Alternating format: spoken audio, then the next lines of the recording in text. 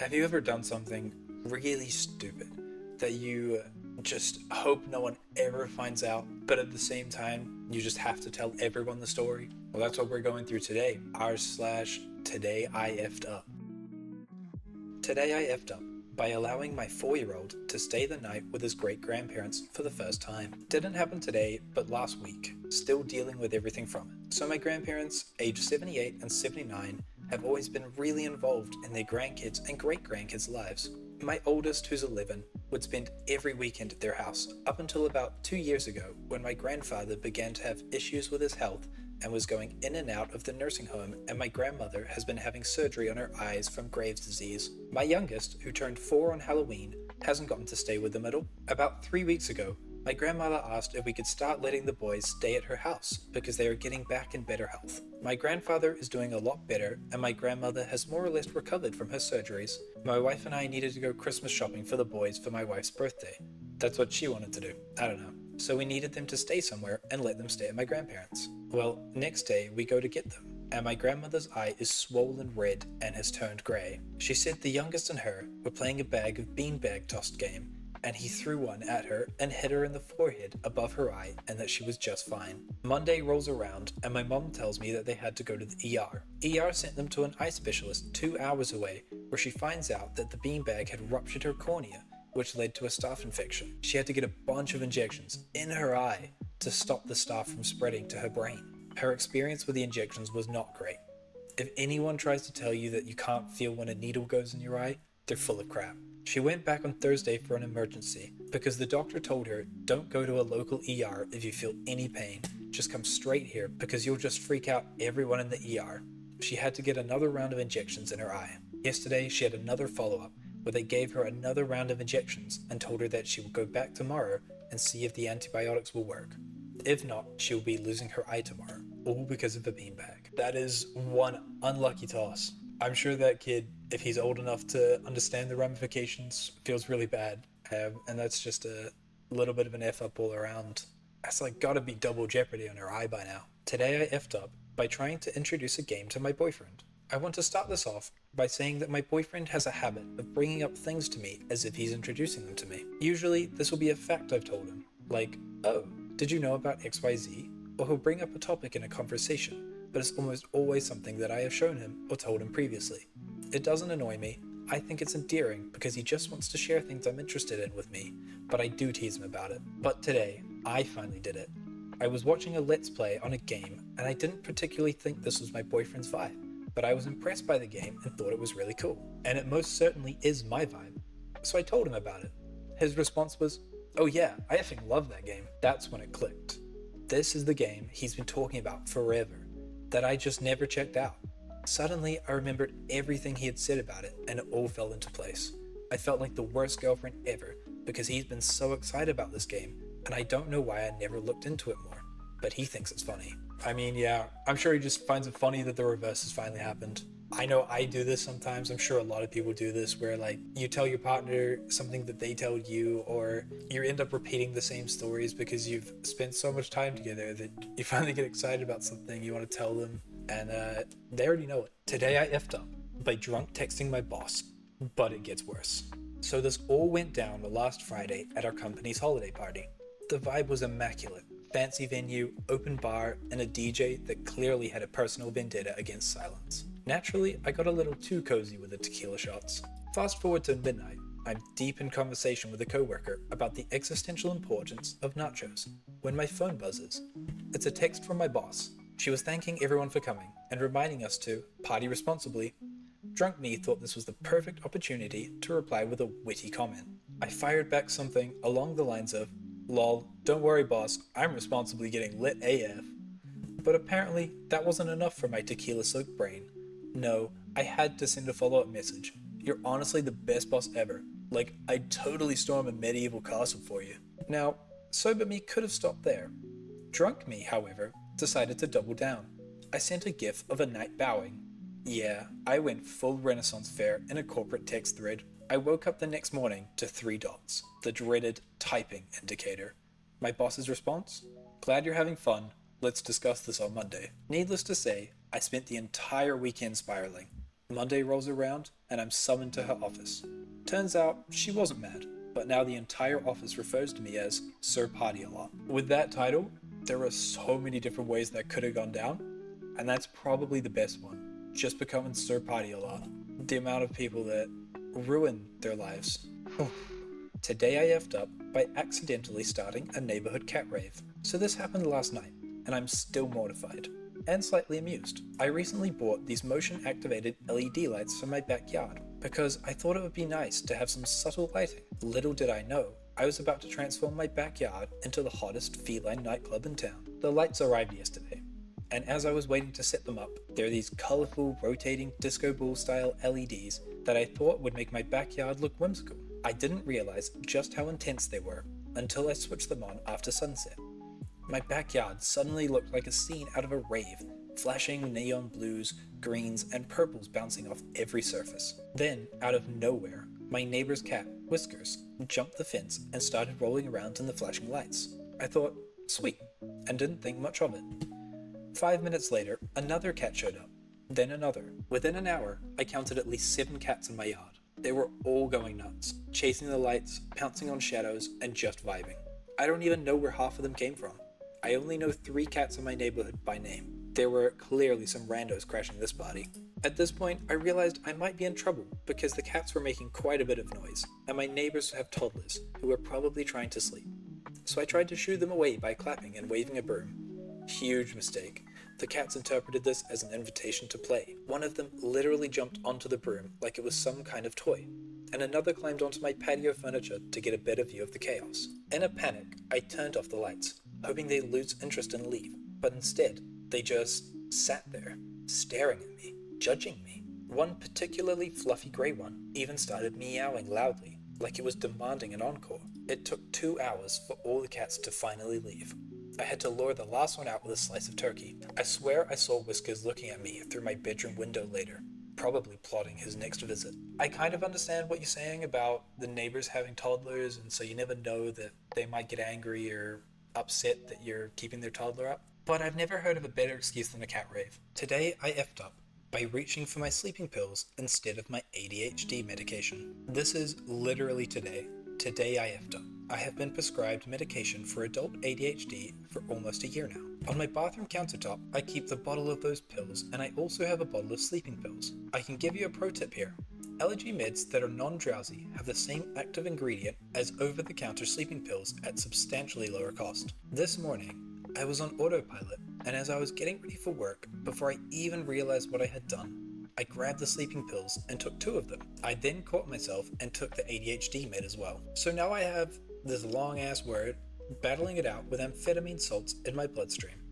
And I think the allergy meds might be winning because by the time I pulled up into the parking lot at my office, where I'm writing this now, I'm already feeling my eyelids are heavy. If it weren't for the fact that I have 5 meetings today, 2 of which are with external people so I can't miss them, I probably would have called out and went back to bed. Today's gonna be a real interesting day. Obvious disclaimer, don't do this stuff. And if you've taken sleeping pills, probably not the best idea to drive. Otherwise, yeah, maybe keep them in separate locations so that doesn't happen again. Not ideal. Today I effed up by saying a tattoo sucked. To the artist. Obligatory not today, but a few years ago. To preface, I'm certainly not an expert on tattoos, but I'm not exactly a noob either. I have a half sleeve on each arm, my traps and shoulders, my upper back, my chest, and a few others. I'm very big on cleanliness, making sure it's a reputable artist and shop, watching to make sure they use proper sterile equipment when necessary, etc. Anyway, I have a cousin, let's call her Nancy, who for a lack of a better term is a effing idiot. We all have them, right? One day, Nancy decides she wants a tattoo. Cool. She knows a friend of a friend who has some equipment and will do it in the comfort of their house. Wow. How neat is that? So the tattoo was done, and big surprise, it looks like crap. If you have a tattoo, you probably know what I mean when I say the artist clearly didn't go deep enough. The tattoo looked like it was 20 years old after the first day. Fast forward a year or two, and I'm at my other cousin's baseball game. Nancy did not attend. The subject of tattoos comes up, and I'm brought into the conversation. I was dreading it, but we get on the subject of Nancy's tattoo. At some point, there's an obvious cue that I'm supposed to give my opinion on the tattoo. Oh yeah, it's terrible. Ladies and gentlemen, we present to you awkward silence. Random baseball mom. I did it. Oh, well, she moved way too much while I was doing it. I'm sure that's it then. Now, this woman who gave Nancy a tattoo of a turtle on her living room couch is a registered nurse and has a few tattoos of her own. But at no point in the few months I've known her did she ever let on that she bangs out some sweet ink in her spare time. Anyway, I've seen her a few times since this awesome chat and she barely speaks to me. Sorry we both effed up, Nurse Ink Master. You're not exactly lying when you say it's a bad tattoo, but it's very awkward when you say it to the person who gave it. At least you know who not to get tattoos from. Today I effed up, got drunk at a Christmas party, and gave her my room key. Last week, I went to my company's Christmas party, a very fancy evening for the 800 plus staff, open bar all night kind of deal. Around 2 a.m., I was standing at the bar chatting up the young lady who was head of HR. She mentioned she needed to get a taxi to go home at some point, and I, who was already well on my way, slipped her my spare room key and gave her my room number and said, "My bed is big enough," and I walked away. A bit later, she approached me laughing, saying it's probably a bit unprofessional for her to sleep over. I was shocked, as I, at first, couldn't remember what I did. I went back to work today, again forgetting about the incident, only for a good friend of mine to come over and ask me if I had been fired yet. That brought it all back. Do I regret it? Definitely not, and I would probably do it again. It's probably best not to flirt with the head of HR at your own company. It's probably a better idea to not forget about it if you do it. It's kind of putting a lot of power into someone who controls your job. Today I effed up by ruining a surprise engagement for a stranger. This happened last weekend when I was hiking at a popular scenic trail. I stopped at the overlook to take in the view, and there was this guy standing there looking super nervous. He had a ring box in his hand, so naturally I figured, ooh, proposal incoming. His partner, a woman, was approaching, and I decided to be a nice bystander and film the moment for them without being asked. I held up my phone, gave him a little thumbs up, and mouthed, "Go for it." Instead of being thankful, he looked horrified and tried to wave me off discreetly. The woman saw me, looked at his hand, then looked back at me. The penny dropped immediately. She gasped, "Is that a ring? Are you proposing?" The guy stammered, tried to deny it, and then admitted, "Well, I was going to... tomorrow." Cue the most awkward silence. She was excited, but also annoyed that I'd blown the surprise. I mumbled something about the view being great and left before I could make it worse. Pretty sure I've been cursed by every hopeful romantic out there. Yeah, you don't know this person, so I would just stick out of it. If they wanted someone to film it, they probably would have hired someone. And if you wanted to be a nice bystander, you probably did it in the most obvious way possible. You could have pulled out your phone and looked like you were taking a video of the sunset. Instead, you decided to look right at the guy and go, "Yeah," and you kind of just ruined it for everyone. That is a pretty annoying screw up. If this was a different subreddit, YTA. Today I effed up, left money in a cash machine, made an absolutely stupid mistake and withdrew £200 from a cash machine to get some early Christmas shopping and walked into the shop next to the cash machine to get a drink, taking my card but leaving the cash. Was in the queue at the shop and suddenly remembered I forgot the money, ran out but no one was there and the money was gone. Absolutely brilliant way to start the most expensive month of the year, lol. Already financially ruined this month, so this will make it a much longer month than it needs to be. Other than Reddit, this will be going to the grave with me. I can at least hope the person that picked it up either really needed the money or goes on to spend it on something nice. Not a great job you've done there, buddy. If it were me and I wanted to hold on to my cash, I probably would have taken a little bit more care. But I have heard that if, assuming someone didn't take it, they do, draw the cash back in if you wait too long. So there's a possibility that it could go back into your account. Today I effed up. Our HR director had a mental breakdown because of me. My company, around 300 employees, hired a nice and motivated young woman as a new HR director. She knew her job, and with her, our HR department improved a lot. It started to act like real HR departments. One of the biggest projects was creating an online training for all employees that will cover OSHA, workspace behavior, treatment of colleagues, and kitchen etiquette. Believe me, it was really important matters in the office. Her training was amazing, really.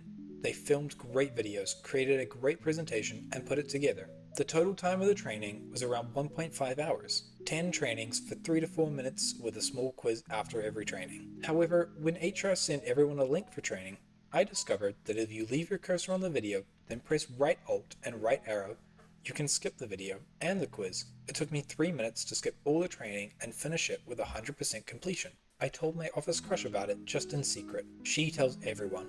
The whole office completed the training in 2 hours after the link was shared. The new HR director was informed about it, and someone mocked her for wasting her time, and she had a breakdown. She started crying like she couldn't breathe. She couldn't stop.